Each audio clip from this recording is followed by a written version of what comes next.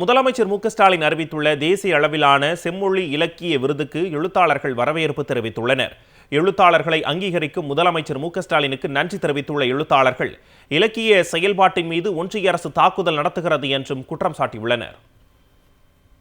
தமிழக முதல்வர் எடுத்து வைக்கின்ற ஒவ்வொரு அடியும் மக்களுடைய நலனுக்கும் எழுத்தாளர்களுக்கு ஊக்கம் தருவதாக அமைந்திருப்பது பெருமகிழ்ச்சி அளிக்கிறது. கலைக்கும் இலக்கியத்துக்கும் ஜாதி, மதம், மொழி, நிறம் என்ற வேறுபாடு கிடையாது. தமிழினுடைய தொன்மையையும், தமிழுடைய வளமையும், தமிழுடைய சீர்மையும், தமிழுடைய இனிமையையும், தமிழுடைய உண்மையையும் வெளிப்படுத்துகின்ற ஆற்றல் படைத்த இலக்கியத்து கர்த்தாக்களை ஊக்குவிக்கும் இல்லமாக இருக்கிறது இந்த தமிழ் விருது என்று விருது வழங்கப்படுவது என்று வரவேற்கத்தக்கது, மகிழ்ச்சி.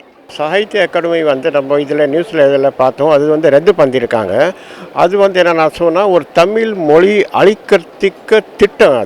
இது உலகத்தில் நல்ல மொழி நீங்கள் பார்த்தீங்கன்னா தமிழ் மொழி தான் இருக்குது. இதுக்கு பெரிய என்ன பண்ணுறானாக்கா எதிர்த்து நடுது. அது பெரிய என்னன்னாக்கா ஒரு தவறு. அது நம்ம என்னன்னாக்கா தமிழ்நாடுக்கு தமிழ் மொழி உலகத்திலே முதலாக பேசுகிற மொழி தமிழ் மொழி தான்.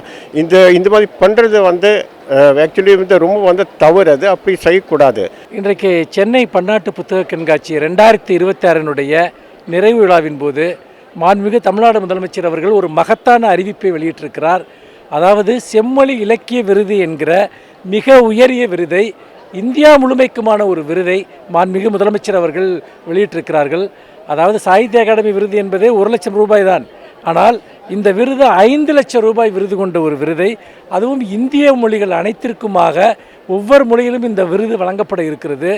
இது ஒரு மிகப்பெரிய அளவிற்கு தேசிய அளவில் கவனத்தை ஈர்க்கக்கூடிய ஒரு நிகழ்வு.